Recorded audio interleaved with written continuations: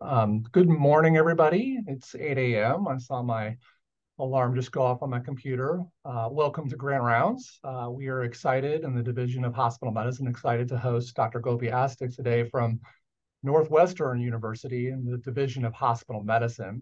Dr. Astik, she completed her undergraduate and medical degrees from the University of Missouri, Kansas City in a dual BA MD program. And she had a hard time leaving there, spending time doing residency as well as a chief residency, followed by a geriatric medicine fellowship at the University of Missouri, Kansas City. Northwestern somehow was able to recruit her up to Chicago, where she's been since that time in 2013. And she's taken on steadily increasing roles in operational as well as academic endeavors at Northwestern. This has included medical director as well as director of professional development for a program.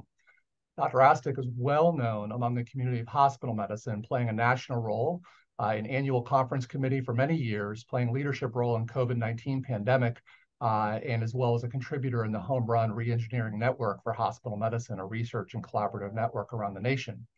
More recently, Dr. Astik has taken a growing educational and research area in clinical reasoning. And in 2019, she was selected as a fellow of Diagnostic Excellence for the Society to Improve Diagnosis in Medicine, and has been part of a local and national collaborative aimed at better understanding epidemiology, risk factors, and interventions aimed at improving diagnostic excellence.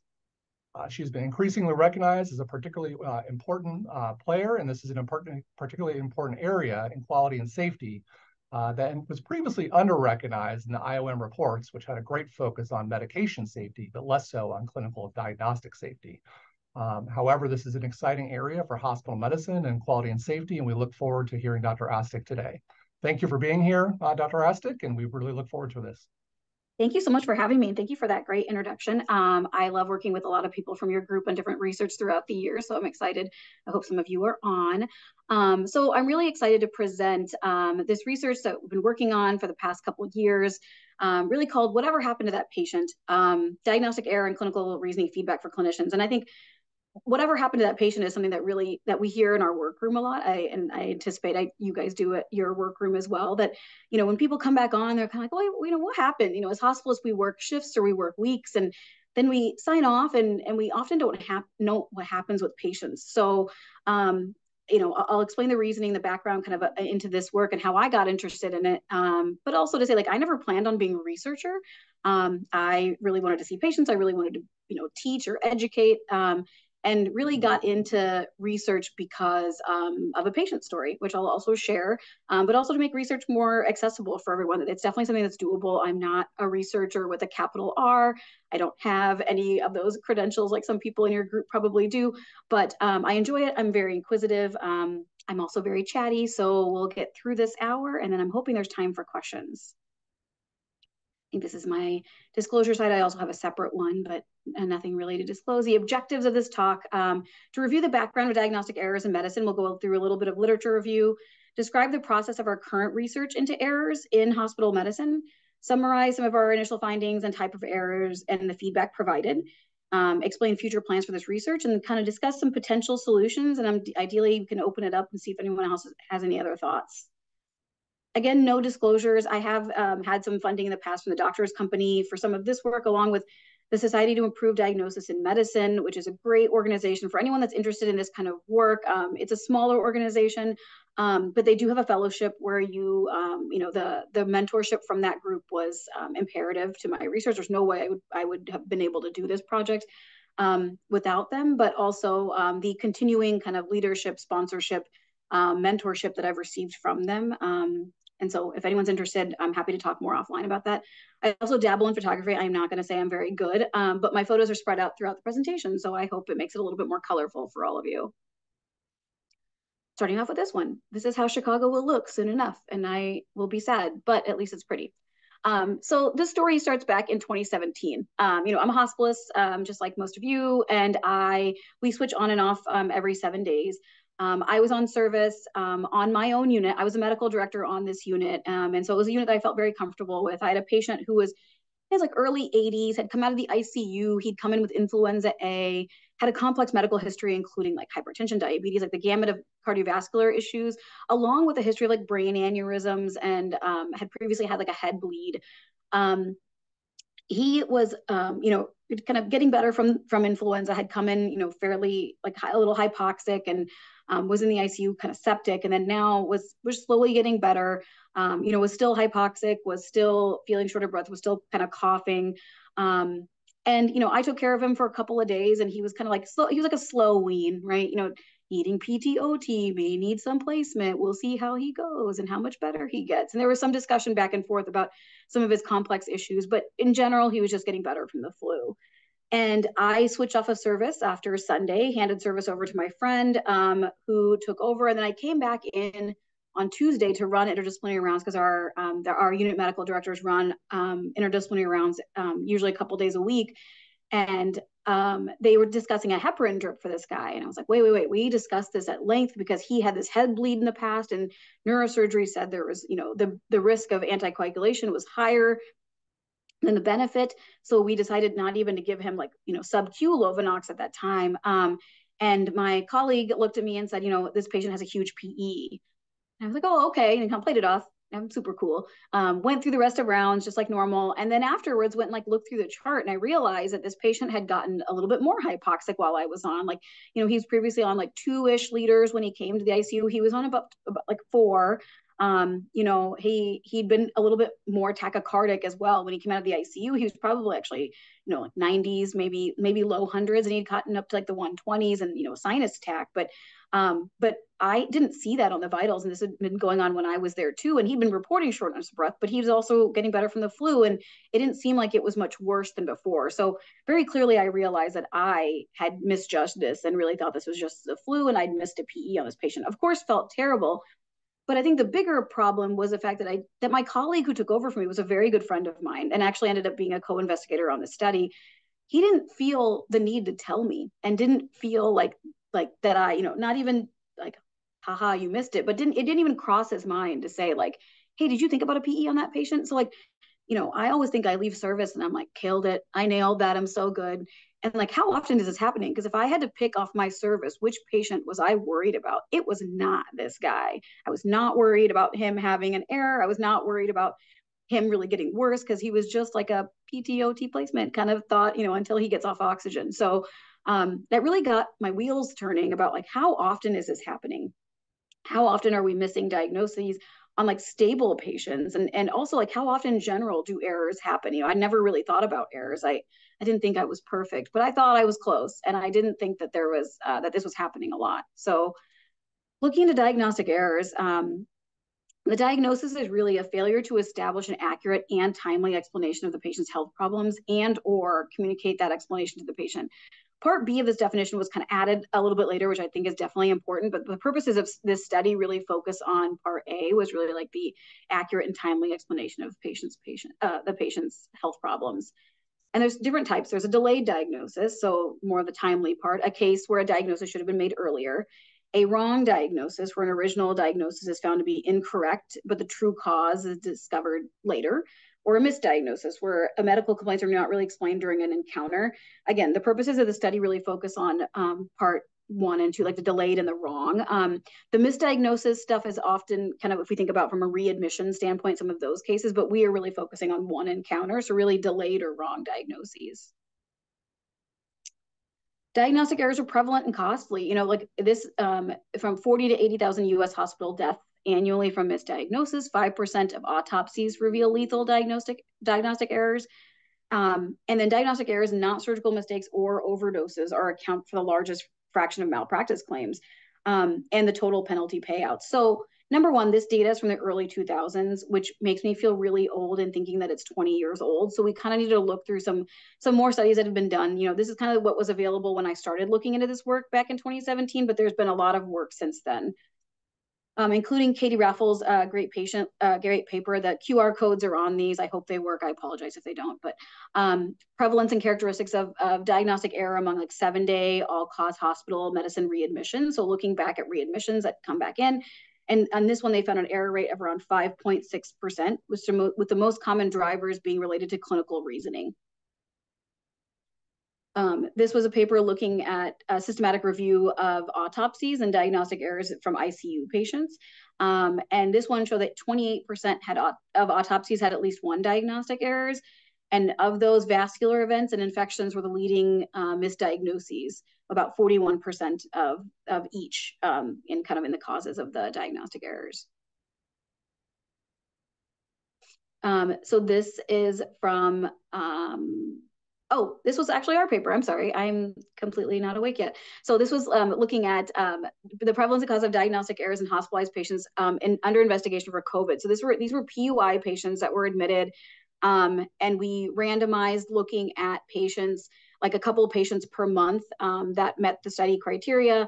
Look through not only were there any diagnostic errors, but also looking if there were their other labs and, kind of to be able to calculate a Charleston. So it's pretty robust, like chart review process for this and some data collection. But in this one, we found 14% diagnostic error rate, and the diagnostic faults were mostly related to clinical assessment, testing choices, history taking, and a physical exam. This was a multi-center study that was done through Home Run as well. And was definitely like a great thing to learn from. It kind of started from this study. So this is the Upside study, which I believe a lot of people from your site are part of, as well as your chief, I think, was part of it as well. This is the abstract that they presented. I believe the paper is still in the works to be published, but the abstract of looking at diagnostic errors in patients who died or were transferred to an ICU. This is a large multi-center study, and the diagnostic error rate for this one was, I think, around 22.5 to 23%. And for them, sneak peek, problems with assessment, test selection or interpretation, and physical exam were the biggest kind of drivers. And then 30% of the inpatient deaths had a diagnostic error. So really this brings us back to me, because this whole paper is about me and this whole presentation is about me. I'm really like, what were we looking for? I'm really concerned about, how many errors are happening. There's a lot of errors that are happening. And looking at the previous studies, there were things that were happening in patients, autopsies, that's like the end, right? Patients that have died, patients that were transferred to the ICU, patients that were readmissions, were really outcomes driven. And like my patient didn't really fit into this. He eventually ended up, he didn't go to the ICU. Nothing really changed in terms, he just got put on heparin and then was treated for his PE, and he was discharged just like normal. So like this would not have flagged on any of those previous really studies as a diagnostic, as like to trigger for even a chart review. So how many of those patients that are just hospitals to hospitals, gen med patients are actually or do we see errors? There's limited kind of inpatient data, except for the kind of studies that were previously reported, but especially looking at patients that don't have an outcome-based trigger. And so we thought we would leverage these inherent care transitions that hospitalists have. We pass service from person to person as an opportunity to evaluate for changes. So really the problem is like errors or deviation in clinical reasoning kind of contribute to diagnostic errors. And the few interventions have been shown to improve diagnosis, often because the N is so small, right? I'm glad that our error rates are not super high, but it's really hard. We have to have a huge database or a huge number of patients that are reviewed, and also a larger number of errors to show that any intervention could make a difference. Often errors are not recognized that lead to a missed learning opportunity. So like in my case, like I didn't know there was an error, but also my colleague that took over for me didn't really see that as an error, just saw like he just made a diagnosis, but didn't see that I had missed it. And then also that the diagnosis is not the only important factor. It's also like how you get there. If we think about it, diagnostic process is not really linear. And although the final diagnosis is important, the journey on how people get there and the steps along the way are important. So why aren't we hearing about this? And I love this cartoon and thinking about feedback. I like, especially moving into leadership positions, like I'm always like, I want feedback. And they're like, you're great. And I'm not really holding this sign, but I think that maybe they think I am, that I don't really want the feedback. So we don't really get a lot of feedback from each other. In talking to some of our junior colleagues, I think they're more comfortable telling each other things and maybe calling each other out, but especially as there's like a differential in terms of experience and positions, that people don't feel comfortable providing feedback, when at the end of the day, when we're on service, we're all just hospitalists. What did I do? There we go. All right. So other problems with feedback, like feedback's been shown to improve diagnostic performance, but we don't really receive a lot of feedback. The only feedback I really get is like, on the patient comments is like, the food was cold and my room was dirty, but I don't get like, she picked up my pneumonia real quick. And that's really what, I'm like, how am I doctoring? And some possible reasons. So there's silos in healthcare, right? These silos prevent communication between groups. And, it's easy for me to talk to my colleagues that are currently on service with me, but I don't really talk back and forth with the GI team as easily. And it's not like the radiologists are coming out of their caves to come talk to me. So I think that because we're so siloed, like not only geographically, but also just with the way we kind of work, I don't really hear from other groups. And so it works against our progress. I don't know about at University of Wisconsin, but here patients transfer and transition pretty often. So not only is it like one service line or one team, but even location. We're pretty geographically located where I am localized to 14 specific beds. So if my patient moves for any reason, like moves to needs higher telemetry monitoring, needs to get a drip of some kind, like they're going to go to a different clinician in particular. They're not going to go to me if they're not in my bed. So that limits my opportunity to kind of figure out what happens with them. But also among service lines, we have a closed ICU. So if they go to the ICU, I don't hear from the ICU team.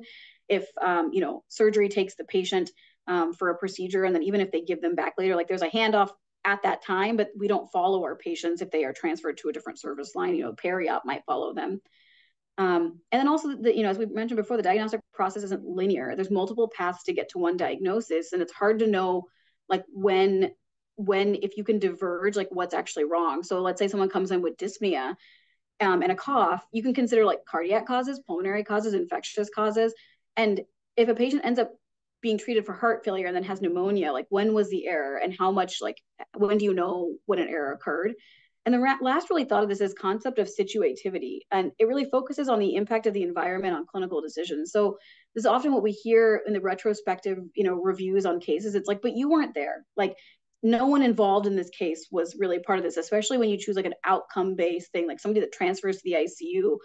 Most likely the people that were involved in the case aren't reviewing the case. So that's really part of this, is like involving people that are caring for the patient and can actually that are actually seeing that patient, to make it more believable that if somebody else, my colleague that saw the patient the day after I did picked up on something that I didn't, I'm more likely to believe him than like a month later someone says, you didn't do a CT, and that could, I'm like, that could have happened anytime, but you didn't see the patient, they were fine. So to try to get around that, there are some feedback mechanisms currently, but I'm not thrilled with them. So incident reporting systems or event reporting systems have been unreliable in identifying diagnostic errors. It's an extra step. I don't know how it is at University of Wisconsin, but at Northwestern, there's 16 required fields if I want to fill out an incident report.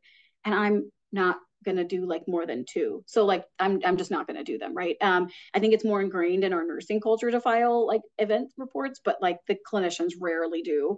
And as somebody who gets the the incident reports sent to my email every week, like it is like 99-1 from like nursing or even like transport and then to clinicians. Minority of errors are actually reported. And there is some more work that there's some really positive work in this area of really like almost, rather than reporting an incident, reporting a good catch, and maybe some reframing would help to say like, if they report like, hey, this was a good catch, or this was something that was found, or that maybe it would be a better way to recognize even like system errors, but especially like little errors that could have occurred.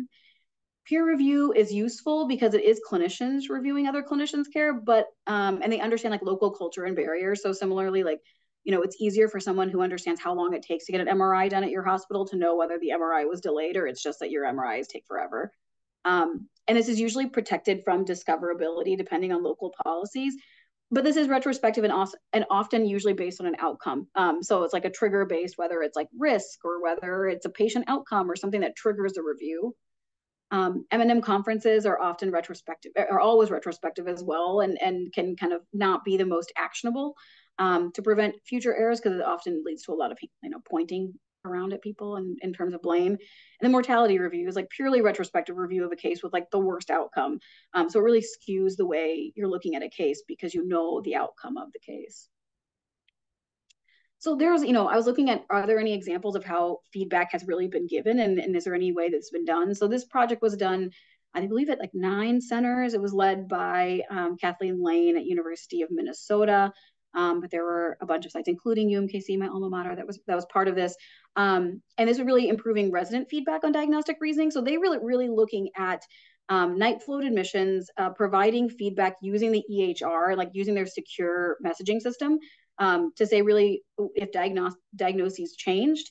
And then also just providing feedback to the night float residents saying like, this diagnosis changed, here's what we did and here's what we thought. Really an opportunity more for feedback than really looking for errors. And this study, they found that 44% of diagnoses were changed from night shift to day shift. And of those, like 29% were considered major. Again, the QR codes are there if you want to take a look at the study. So again, back to the star of the show, me. I wanted feedback related to clinical care. I wanted feedback from somebody involved to get around that kind of situativity kind of thought. And I took this to my group to say, okay, like if I want to do some process where I'm asking you to evaluate patients, to look for any diagnostic changes and to provide feedback, I'm really looking at diagnoses and I really care about that. But what are you interested in? Because I need you to fill out the surveys. Like, I can't fill out surveys for all of you.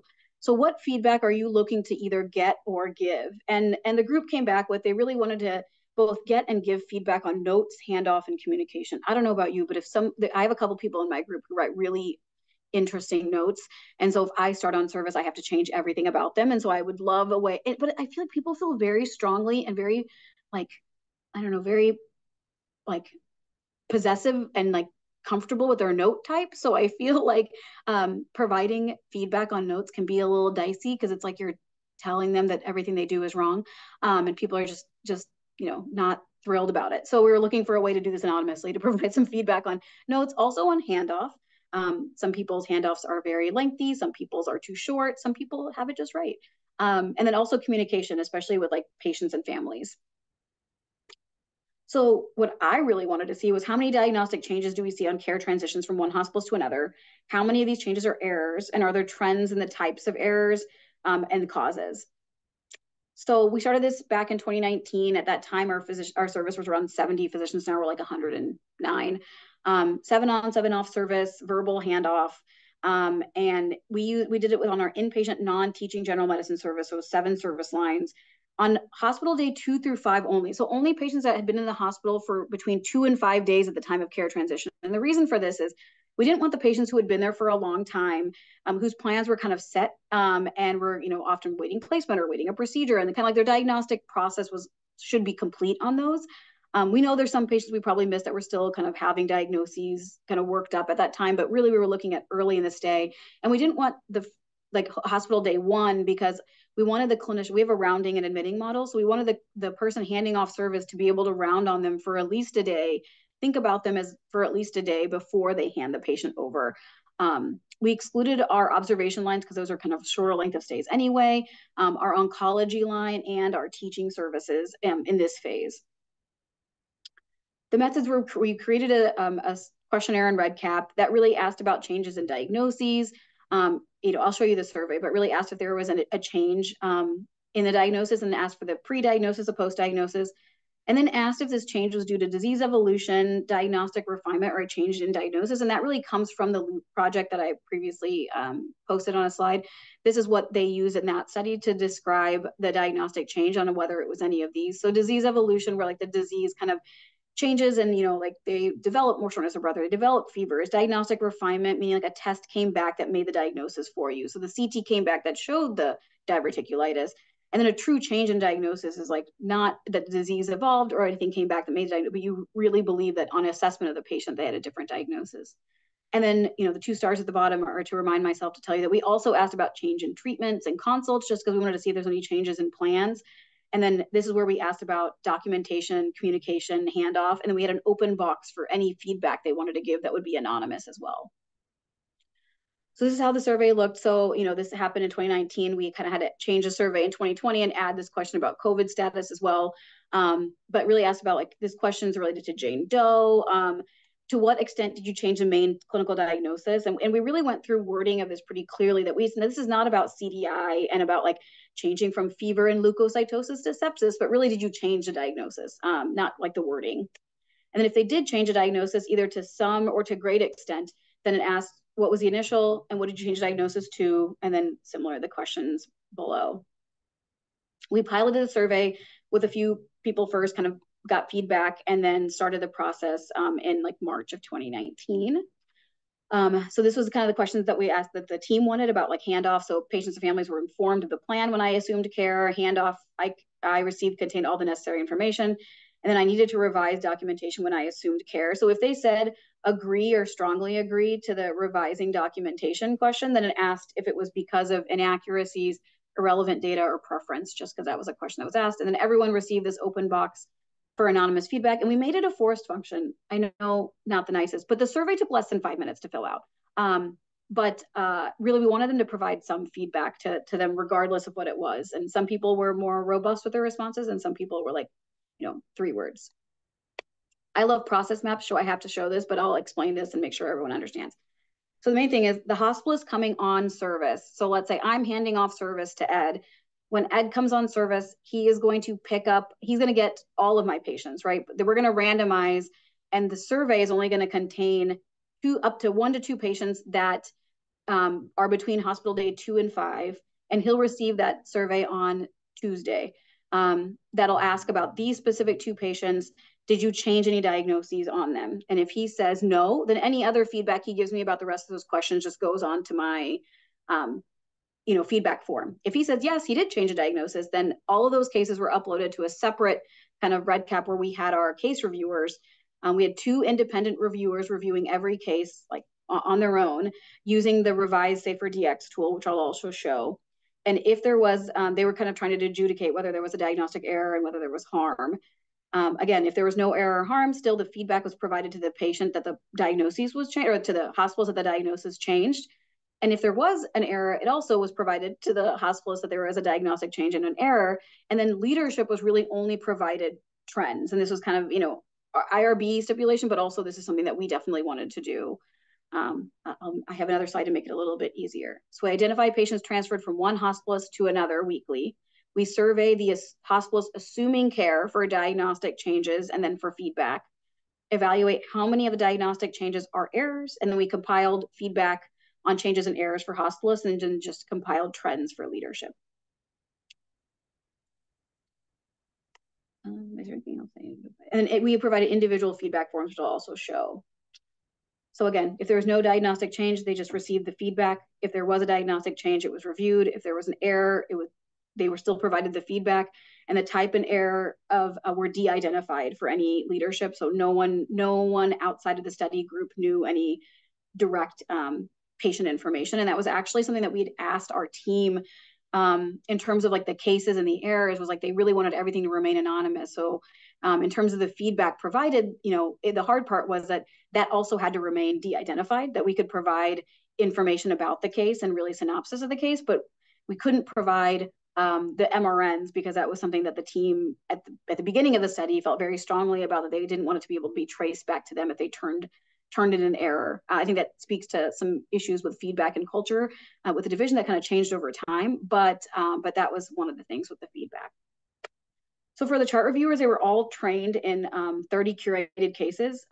They were trained in pairs. The pair would review 10 cases independently for 3 separate meetings and meet to adjudicate. And if the finding, we did direct them, if the findings were equivocal, if they were like really on the fence, then it was not an error, to really call it not an error. We didn't want to overcall errors. Study team members recused themselves from cases in which they were involved, whether they were the person that were initially caring for the patient or even later.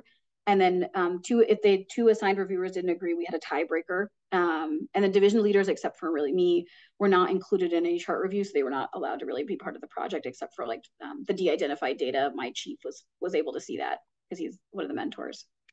So this is the revised Safer DX that was created by Hardeep Singh and his colleagues at Baylor. And I know there's a lot of questions on here, but really kind of the gist of it is it asks a series of questions that you go through the case to really help you decide whether at the end, like in conclusion, based on all the above questions, the episode of care has a missed opportunity to make a correct and timely diagnosis. So it's asking you whether there was a diagnostic error.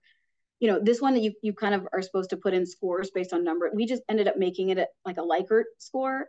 So rather we could kind of choose up and down on what we wanted to do. If I had to go back and do this again, I probably would take out and make it like 1 through 4, because I feel like 1 through 7 was excessive, but still.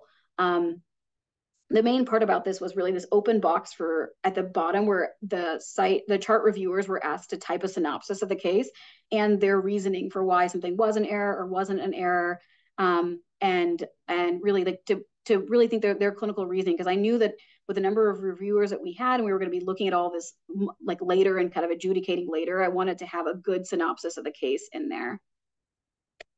And then also to discuss if there was if harm occurred, like what type of harm that might have occurred. So we did pause surveys in 2019, or sorry, in 2020, because the COVID-19 surge. We really didn't know what was happening. The world seemed to be falling apart. So we paused for 6 months, or we paused for 3 months, 3 months in COVID, and then kind of restarted. Also on the team was kind of looking for that. They'd gotten used to doing this for almost a year at that point, and they were like, we like the surveys. Like, when are they coming back? So interestingly, they wanted them back. So again, started surveys in 2019 looking for diagnostic changes.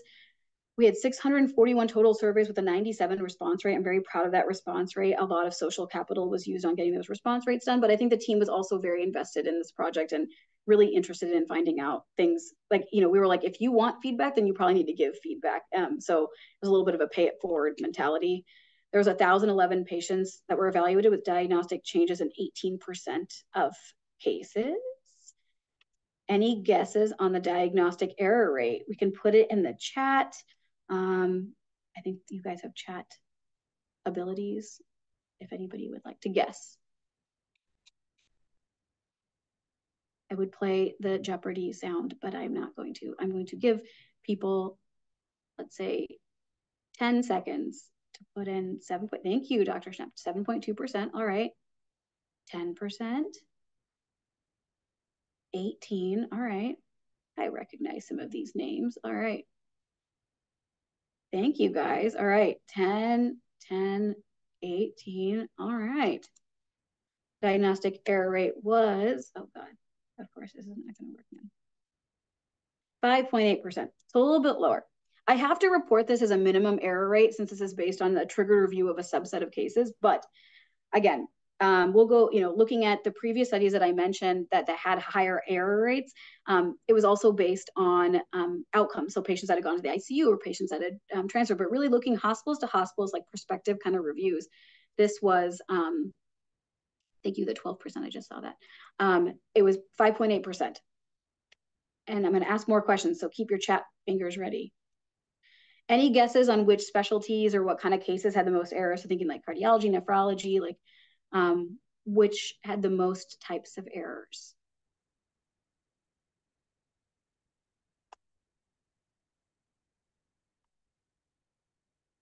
All right, we've got hospital, but we didn't use hospital medicine, so I'll let you take that back. We really said these are only hospital medicine patients. So it was, were they cardiology, neurology, what kind of diagnoses or specialties, I guess is what I'm thinking. Infectious disease, hematology, oncology, ID and POEM. Thank you, Jordan. ID, okay. ID diagnoses. Cardiology. All right, these are some good guesses. Thank you.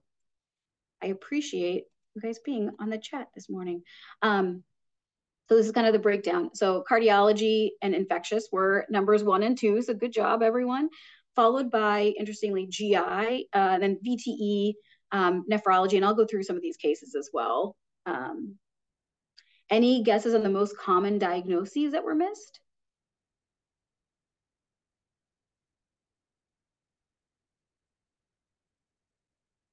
Pneumonia, PE, POEM. Yes, I really wanted PE to be there for some, to feel better about myself. Heart failure, pneumonia. You guys are smart. Much smarter than I am at 8 a.m. on Friday. Yeah, most common diagnoses were heart failure, pneumonia, and VTE. So you guys got all of them. So now that we know about the errors, like what else do we want to know, right? We were kind of thinking like, okay, so we have these, like, cool, like what else do we want to look at? So the study group met together to review all of the errors and evaluate trends and discuss the causes of the errors. Like we really pulled up those synopses of cases again. We actually pulled up kind of cases. Everyone brought their laptops to really review the cases together to decide like what are the causes, and we put them into 4 buckets. So there was failure to consider the diagnosis, failure to order something, missed EHR components, and missed exam findings. Of those four, which one do you think is the most, like, what was the most common? So I'll say them again. Failure to consider the diagnosis, failure to order something, whether a test or a consult, missed EHR component, so missing something in the EMR that would have made the diagnosis for them, or missed exam findings. Missed EHR, failure to consider, missed physical exam findings, failure to consider, did not consider. All right. Thank you, everyone. So I feel like it is. All right. So interestingly, we had 34 cases where there was something in the EMR that would have made the diagnosis.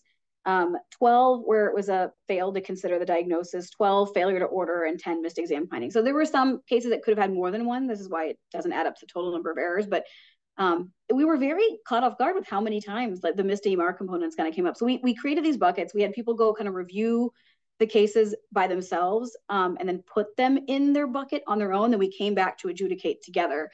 So people did not feel swayed by other people's discussion. And I'll kind of break these down further so you can see some examples of the actual cases. So failure to consider diagnosis. So it kind of breaks down as, number one is cardiac, then neurology, infectious, VTE, and infectious. I'm sorry, I don't know why infectious is on here twice. I don't know what that's supposed to be. I apologize. So example, this is an 82-year-old person with a history of chronic AFib on warfarin, HFpEF, aortic root dilation, and hypertension presented with UTI and AKI. Patient had dyspnea on exertion, weakness, and lower extremity edema on admission. The first hospitals provided antibiotics and say the lower extremity was likely due to malnutrition, but dietary didn't really diagnose malnutrition, spoiler alert. The new hospitalist came on service and noted the patient had 3+B bilateral extremity edema, elevated JVD, and persistent dyspnea on exertion. Patient was treated with IV diuretics with improvement with edema and symptoms. And so there was a delay in the diagnosis of acute exacerbation of the heart failure. So in this case, that was kind of like the main diagnosis, or this was a secondary diagnosis because the patient really came in for UTI and AKI. Interestingly, the AKI did get better once we diuresed as well. So that I think the AKI was also kind of thought to be due to infection or whatever, but really it was probably hypervolemic. Failure to order. So really we broke it down by labs, consults, and imaging. So the biggest number was labs. This was a 73-year-old person with a history of sleep apnea, HFrEF, CKD, obesity type 3, admitted with chest pain, dyspnea, and presyncope.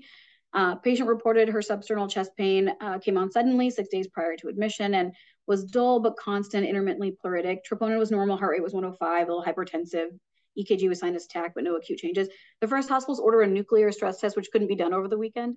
And the second hospitalist came in on service and ordered a D-dimer, kind of based on the findings, and which was very strongly positive, and a CT showed a large bilateral PEs.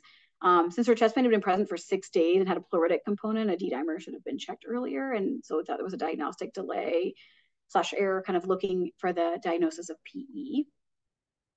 Missed exam findings, if we think about heart failure, yeah, volume status was a big one that people didn't really recognize, volume status, but also neurologic and skin.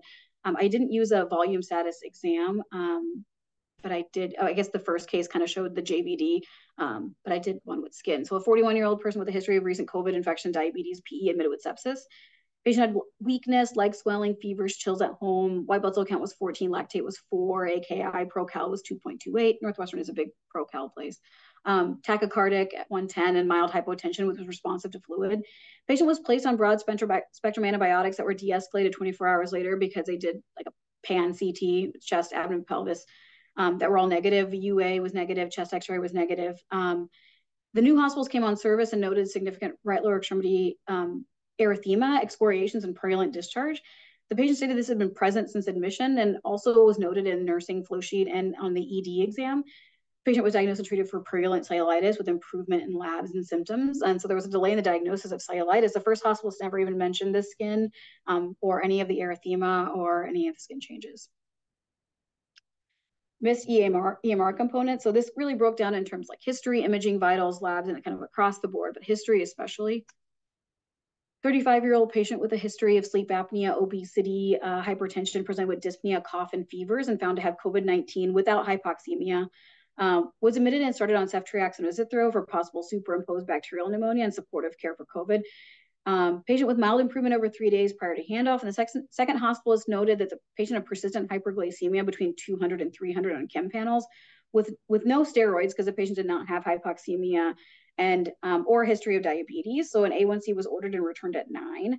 Patient was diagnosed with new diabetes and started on therapy. And the patient's hyperglycemia was not noted by the first hospitalist, so no insulin or labs were ordered.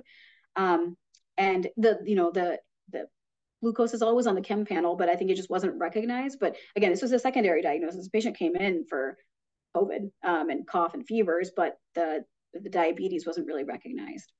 And the hyperglycemia was really missed.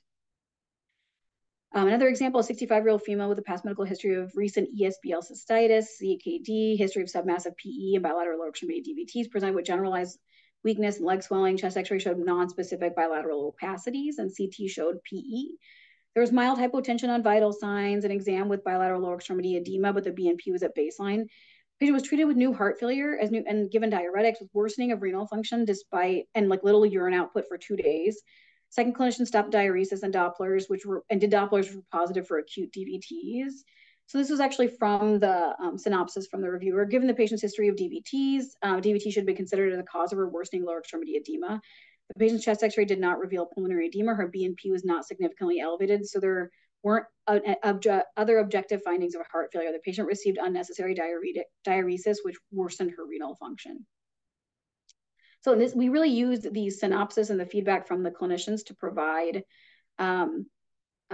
feedback. And I think if you look through some of these cases, like there are things that double up. So some of these things might be a missed exam finding, but also a missed EMR component. And that's why we didn't just put them all in just one bucket. They could have been in multiple and I kind of chose cases that showed a little bit of both. So you could see that some of these cases, although like the bigger thing is like they didn't order the D-dimer, they also missed a physical exam finding or whatever, to see that there were multiple things that kind of probably led to the error, but we kind of had them put their money down on one main thing, and then there were all these secondary things. So in terms of the outcome of errors, these were patients, again, similarly, that weren't really transferred, nothing really changed in terms of triggers for them, that most of the cases actually caused no harm. The diagnosis was a little delayed, and maybe there was an error and misdiagnosis, but the patient wasn't harmed in it. There was one case in which the misdiagnosis likely led to death, but otherwise there were about 10 cases where there was some amount of harm, but most cases with no harm. If the reviewers didn't agree on a type of harm, this is a question that came up, the case was discussed as a group and adjudicated together. And if we had to err on the side of one thing, we would err on the side of less harm, so that we weren't overcalling harm as well. We also saw this as an opportunity to find some systems issues. So there was a patient admitted with end-stage renal disease on PD and diabetes. They had sepsis and E. coli bacteremia. The patient had persistent hyperglycemia in the 300s with previously controlled like mild diabetes. The first hospitalist attributed their hyperglycemia to the infection. The second hospitalist really looked into the causes of hyperglycemia a little bit more and found that the hospital's normal dialysate was unavailable due to some shortages, if we all remember back in the days where everything was out. And the replacement dialysate that they were using had a much higher dextrose content. And like no one knew about this and no one was really telling us. So we didn't deem this as a diagnostic error, but really a systems issue to work on with nephrology to say like if there is a big change like with dialysate or even with pharmacy, if there's going to be using different types of fluid, if it's going to be impacting the patient at all, really to discuss it so we could account for that. And so I think that this was a really good finding. So, now we've gone through a lot of information, a lot of cases. If you have questions, please put them in the Q&A. I will keep going. But this is from Chicago Hinge. I love this picture. That, every twice a year, everyone lines up on the equinox. And there's a bunch of photographers. If you look here, there's one here, there's one here, there's a couple down here. And you literally like run out in the middle of traffic and whenever you can, it's a walk signal and take pictures to try to catch the sun at that exact time and then run back aside. So I literally for an hour ran back and forth on one intersection like a crazy person trying to take pictures. And here's the result. So this project was about feedback. And so I'll discuss a little bit about the feedback here. Really priorities for feedback were psychological safety. I needed to make sure that people felt safe receiving and of course getting this feedback and giving this feedback, giving them time to process the information and then discussion time for questions. So what we did is we actually had these feedback forms that we created based on, anyone that received feedback had to have at least 2 surveys that were been filled out about them. So people that are, only on service like once every 6 months did not get feedback, because you could very easily figure out who filled out a survey on you. But also we provided the number of patients reviewed, the number of diagnostic changes, and then the synopsis of the case. We emailed this to them ahead of time so they could review it, kind of think about it a little bit, and then come with questions. And then we actually met with one of the study members in person to discuss their feedback and answer any questions that they had.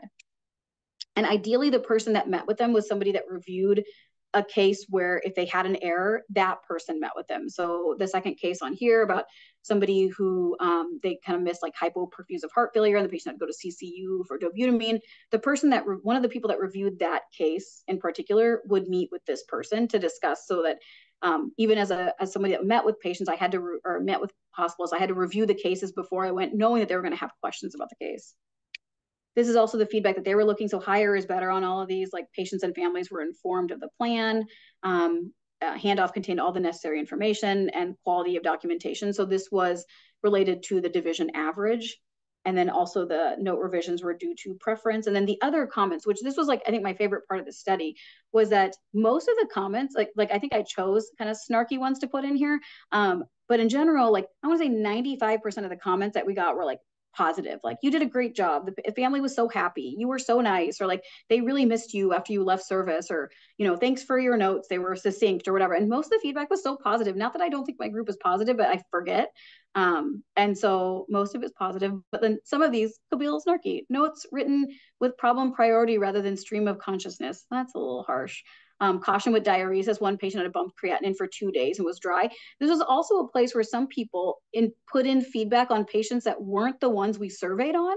We didn't include those in the numbers because we had randomized for a reason, and we obviously like wanted to follow the study methodology. But like, if there were other cases where a diagnosis changed, they would type in like kind of brief information about that on the comments too, so people would know about their errors. So we know about the errors. Really, like, what now? Really, what will we learn? Like, trends and vitals in labs are really easily missed. So especially like the sugars, the how much oxygen they're on. Like, unless there's a clear trigger, and I don't know how it is at University of Wisconsin, but here, like, our nurses don't write very robust like notes. So there's a lot of things in flow sheets that are not easy for me to see. And you have to have the right views. So we really worked a lot on how to optimize our EHR to make it easier to see the things that we need to see. Volume, status, and perfusion are often missed in heart failure patients. So we did a lot of teaching related to how can we use even like POCUS, or what are, brought our heart failure team in to say, like, what are things that you look for? What are things that we can work on? And kind of bringing it back to the basics a little bit in general. Like, this is clearly an area of opportunity. We're not calling anyone in specific out, but this is one thing that we need to work on in terms of improving. And we don't need to look at the next study in New England Journal, but let's bring it back to how do we evaluate heart failure patients overall, and what can we do better? And then I love the idea of the diagnostic timeout. I know this has been published on, and I love Anuj Dalal's work on this, and I think I have it on the next slide, to really think about like when people started thinking that for every patient, they would stop and think about, is there a change in this diagnosis, and really taking a little bit of that pause of making diagnosis, because the nice thing was they didn't know which patients they were going to be surveyed about. So it really made them think about this for all of their patients. Interestingly as well, I think people started saying that they were doing a little bit more thinking about their clinical reasoning and actually being more mindful of it, of like what their differentials were, why this was negative, why this was positive, and not even maybe not documenting as much, but really thinking about it in terms of as they were doing their work, they were just more mindful of the diagnostic process. And I think it helped them for their handoff. This is just this is Anuj Dalal's, this is his learning lab. I believe there's a paper about this too, but I really like this in terms of, this is like their diagnostic timeout card of patients with a risk factor for error, like, kind of name the current leading diagnosis. Could it have a different diagnosis? What doesn't fit? Discuss alternatives, an additional pertinent history, and to determine kind of the changes to the plan. So especially go back and what are the other collateral? Is there anything else we can get? Anyone else we should talk to? And then really to communicate diagnostic uncertainty. Lakshmi Santosh has done a really good job of this as well with ICU transfers of patients that come back from the ICU to us, to say, like, to call out the uncertainty. Because I think that what we put as our leading diagnosis, it's just common that we would anchor on that. But like, if you're not sure, to be like, I'm not sure about this. And I think it's okay to be uncertain. And patients, in the literature have also been okay with uncertainty as long as it's communicated to them. They're like, we're not sure exactly what this is. I think it's between this and this, but we're working on it. So like that, they'd rather us communicate the uncertainty to them, but also to the other clinicians on the team. So again, about EHR optimization, I know I'm going a little long. What's already available, what can we build, and how can we track this? So we really worked about labs since admission, like putting in a way that we could see the labs in the best way that's feasible for your brain. For me, it's easier to see it from left to right. For some people, it's right to left. Working with our local EHR kind of super users to like optimize the workflow to see it the best way for you. Some people really work well with timelines and graphs. So being able to build that to be able to see that versus like numbers, and then the new result flag, having that pop in when new results come back. But future state really looking at AI, right? There's a lot of work around AI. So we're currently piloting a tool that helps with EHR review by like suggesting diagnoses, suggesting changes, and then also working with AI to study, rather than needing surveys to look about diagnostic changes, being able to use AI to actually identify changes in diagnosis in the notes. So that could that prompt to say like if a diagnosis changed, not just the order of them, but if a diagnosis actually changed or was removed, like what happened, and looking at some of those as triggers so we don't have to really survey people, because we all know how much everyone loves surveys. But that's what we're looking at next. The impact on our clinicians has been interesting. The really proactive feedback plans, which I thought I didn't expect, but what I started hearing when people were giving handoff, because we do verbal handoff, was like, hey, I'm going to check in with you on Wednesday or Tuesday on the patients, but if anything comes up, like, let me know. People are definitely more open to feedback and want to hear about it, especially if they know there's going to be a survey filled out about them.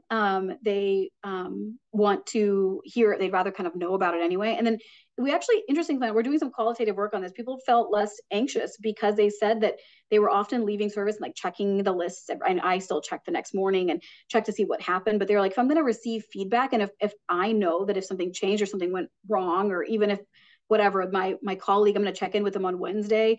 I don't need to be checking the EHR on Monday and looking through their notes that day and seeing what happened. I'll just check in with them on Wednesday and they can let me know what happened. And people are pretty honest about it. Next steps, like this study was kind of taken to the emergency department. We worked on admissions from the ED to hospital medicine, as well as night float residents. So some of that like analysis for those studies are still in progress. The night float project actually just started, but the emergency department one is complete. And that was actually great because we gave feedback to learners, APPs, and faculty about admissions that came in from the ED to hospital medicine, and really gave us an avenue to kind of communicate with our ED colleagues a lot, and kind of made them less of the enemy. And again, the feedback to them, even the open feedback form, was like super positive, which I did not expect, but was actually very positive. So kind of quick takeaways: errors in diagnosis and clinical reasoning are common. Hospitals are open and appreciate feedback on errors, and learning about errors is an opportunity for improvement, whether it's EHR, physical exam, kind of in general, just learning. All of this stuff would never be possible without my team, and I have a great team along with some funding over the years. I'm happy to talk about Society to Improve Diagnosis Medicine if anyone has questions. Northwestern's been great. The Moore Foundation kind of funded my fellowship with CITM, so that's why they're there. But I will leave this picture up as a thank you and happy holidays, but I'm open to any questions if you guys have any. Dr. Astik, that was fantastic.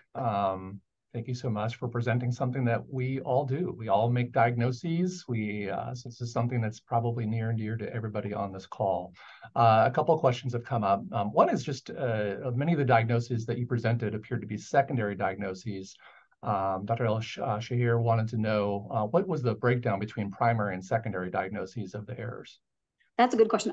So I would say that it's about 30% primary 40% primary diagnosis, 60% secondary. So we were really focused on the primary diagnoses for a lot of these, but we thought it would be mostly primary, but a lot of them ended up being secondary. We asked in our qualitative feedback, like sneak peek, about if people felt like it was of less value if it was a secondary diagnosis, and people were like, I'm glad it wasn't the primary, but it should have been something that I'd seen as well. So yeah, so I mean, it's a smaller proportion of primary versus secondary. Excellent. Dr. Kennick, who is somebody who's been working very hard on our peer review process and as part of the ADAPT study, he was curious about the notion of psychological support and safety. This was an important part of feedback. But what specifically did you do? What was the environment? What kind of training was given? So tell us a little bit more about the support that was given for providing that feedback and how the faculty perceived it. Yeah, that's a great question. So we have a peer-to-peer network here where people can be referred for any like kind of patient care, I guess patient care issues or anything that comes up that they're really providing support. So we use their training model. So they've been trained. These are actual clinicians that have volunteered to be part of this group and receive training and kind of like more like case discussion, but really offering support. So they had some resources available in terms of training our study team on how to have these discussions. Similarly, we also, our peer review team received some training in terms of kind of discussing cases. Our peer review is not like it used to be like the secret group that did not interact, but now it's all, we actually discuss every peer review case with the clinicians involved. So there is some training from peer review on how to do that. And we actually use both of those resources to train our study team that we're going to be having these discussions with people. Each meeting was done in a private place. We had some office space that, like, I have an office at the hospital, so anyone in the study team could use my office. Or if people wanted to, they could go and grab coffee and meet kind of and sit. Like, we have plenty of little booths and things like that, wherever people wanted to meet. But we said we dissuaded them from doing it in a public place. And every study team member printed off the feedback form as well to take with them. So if people wanted to take notes or whatever, they could do it on there. But most people that came to the meetings had actually reviewed their feedback forms, came with questions kind of available. And then we also, during our feedback, asked for feedback from them to say, like, what would make this more valuable for you in the future? And some people are like, I don't really need to do in-person meetings. Like, I'm totally fine doing this like over email and or like, can I just shoot you questions if I have them? Versus some people said I really enjoy being able to talk about a case. So we decided to kind of keep the process going. Like we did it for the first group, for the first kind of part of the study, and then we continued it going just so people could do it. And then currently the study, we're not doing surveys right now just because we're analyzing and reviewing, but I'd like to get that going again. I'm curious at Northwestern, and I actually don't even know how it is at Wisconsin. People can fill me in. I know at a lot of academic institutions, there's unusual, what do we call bounce back rules, where when a patient comes back to the hospital, if it's beyond a certain period of time, it actually goes to a different team rather than the same team. And it strikes me as a lost opportunity for learning and understanding about why the patient came back to the hospital. I'm curious about what your thoughts about this, what things are like at Northwestern, and if this is a potential opportunity to for us to see our own diagnostic errors. Yeah, we don't have a bounce back rule at all. So, I think that because it's so limited by bed availability that patients just go wherever a bed is open. Where is that study that was done that any readmission that was done, I don't remember where it was, but any readmission from that team, maybe it was MGH or Brigham, if a patient readmitted from your service, if you go and see them, then I think there was like I think you could actually be partially paid for it, but mostly it was to get people to go, like, you receive a report saying your patient readmitted, here's where they are if you'd like to go see them, and you can almost go see them and do like a consult. I don't think it's actually billable because it's still a hospital is probably still seeing that patient, but the way to incentivize it was they were like, you can get paid $20 to go see that patient, but to really to evaluate whether there was anything that you missed or something that caused, like, was there a diagnostic error, or what was the reason for the readmission. And I thought that was super valuable. I mean, I would love to have that. I don't know how much I would do it, but I feel like in my mind, I feel like I would do it all the time.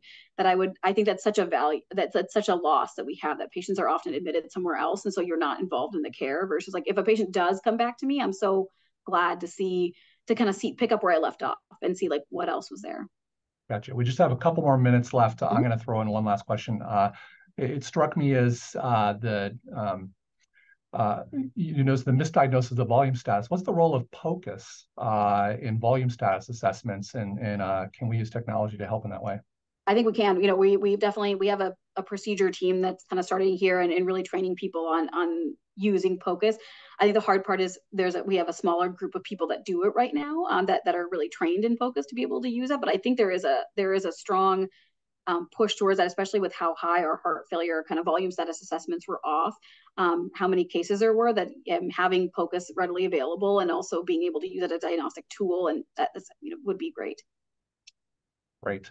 Dr. Schnapp, I saw you come up. Do you have a question?